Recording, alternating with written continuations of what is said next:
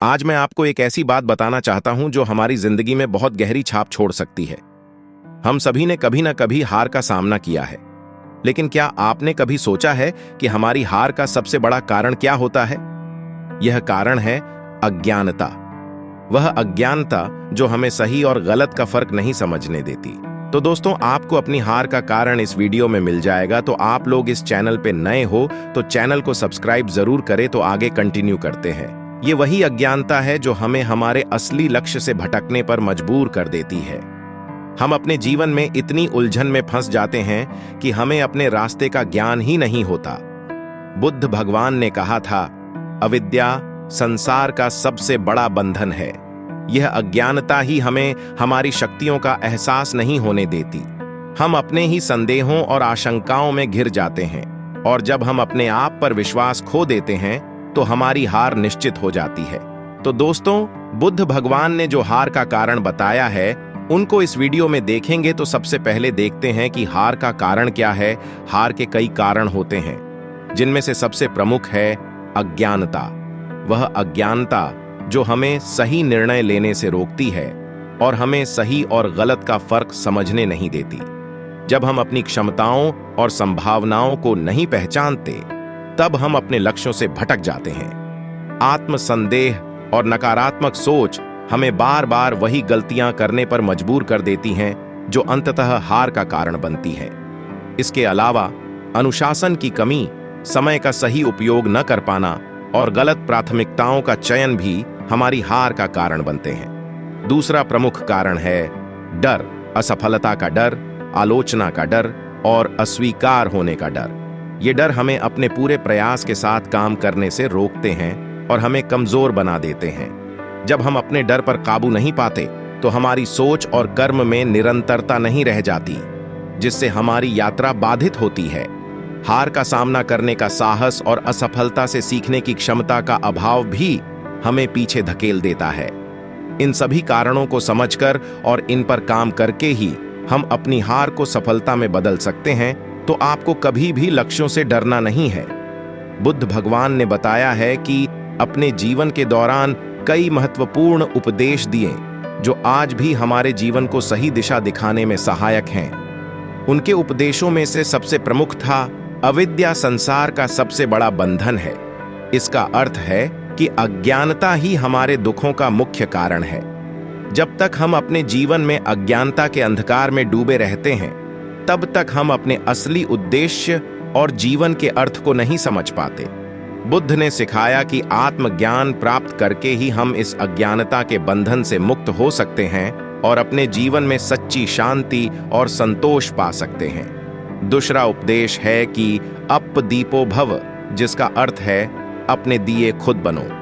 यह उपदेश हमें यह सिखाता है कि हमें दूसरों पर निर्भर रहने की बजाय खुद अपने जीवन का मार्गदर्शन करना चाहिए। हमें अपने भीतर की रोशनी को पहचानना चाहिए और उसे जलाए रखना चाहिए। जब हम अपनी आंतरिक शक्ति को पहचानते हैं और उसका सही उपयोग करते हैं, तभी हम अपनी समस्याओं का समाधान पा सकते हैं और अपने लक्ष्यों को हासिल कर सकते हैं। और तीसरा उपदेश है कि सभी चीजें नश्वर हैं, परिवर्तन ही एकमात्र स्थायी सत्य है। यह उपदेश हमें यह समझने में मदद करता है कि जीवन में कुछ भी स्थायी नहीं है। न हमारी खुशियां, न हमारे दुख, सब कुछ समय के साथ बदलता है। इसलिए हमें अपने जीवन में आने वाली हार और असफलताओं को स्थायी नहीं मानना चाहिए, बल्कि उन्हें एक अस्थायी अनुभव समझकर आगे बढ़ना चाहिए।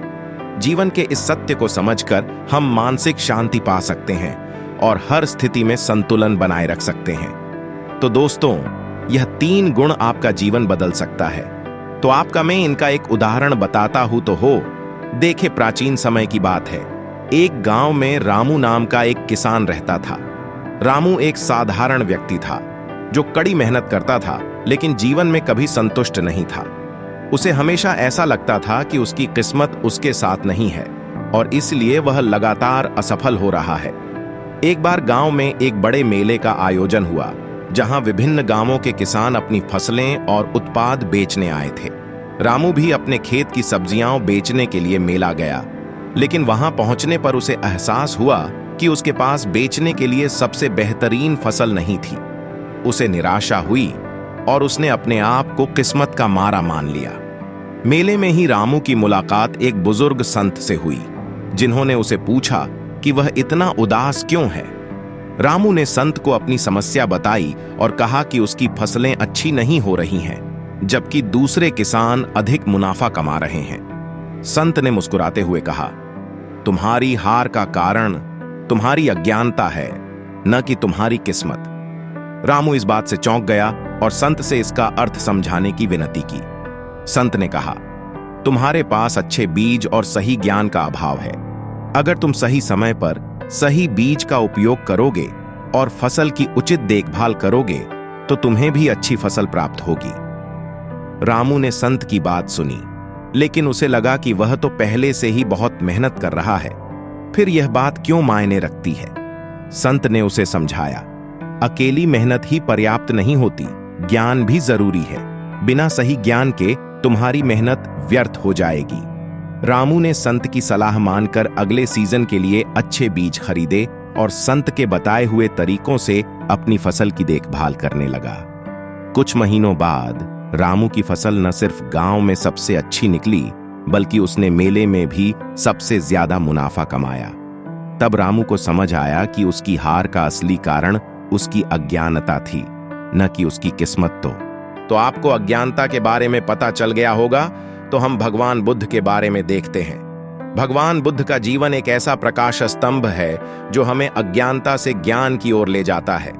बुद्ध, जिनका जन्म सिद्धार्थ गौतम के रूप में हुआ था, एक राजकुमार थे और उनके पास सभी सांसारिक सुख सुविधाएं उपलब्ध थीं। लेकिन जब उन्होंने जीवन की वास्तविकता, जन्म, बुढ़ापा, बीमारी और मृत्यु को देखा तो उनका मन विचलित हो गया। उन्होंने यह समझ लिया कि असली खुशी और शांति इन बाहरी सुखों में नहीं, बल्कि आत्मज्ञान में है।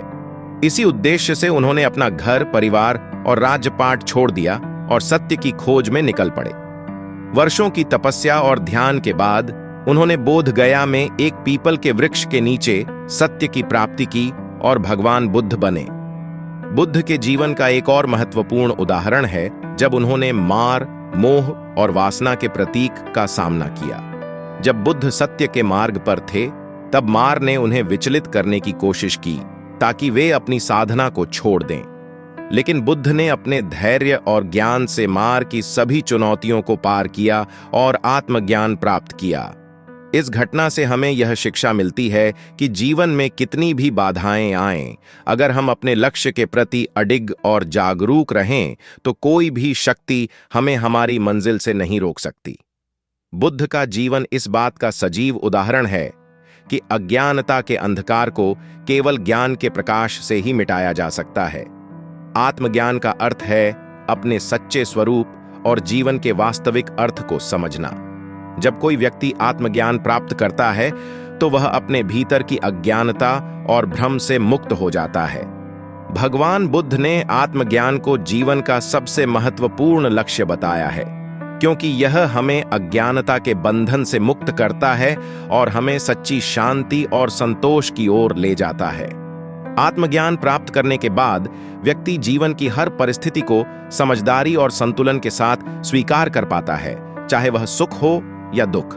इस स्थिति में बाहरी परिस्थितियां उसे प्रभावित नहीं करती और वह अपनी आंतरिक शक्ति और शांति को बनाए रखता है।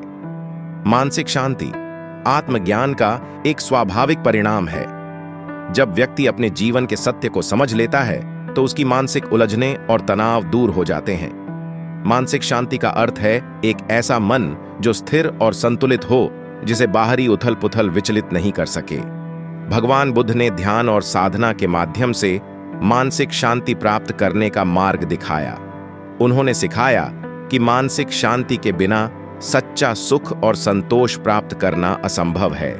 आत्मज्ञान और मानसिक शांति दोनों ही हमें जीवन की चुनौतियों का सामना करने की शक्ति देते हैं और हमें सच्चे सुख की ओर ले जाते हैं। तो दोस्तों, आपको मैंने जीवन में कैसे हार का सामना करना चाहिए वह हमने देखा। तो आपको ये स्टोरी अच्छी लगी हो तो लाइक कर देना। तो चलिए दोस्तों, मिलते हैं अगली स्टोरी पे। Thank you.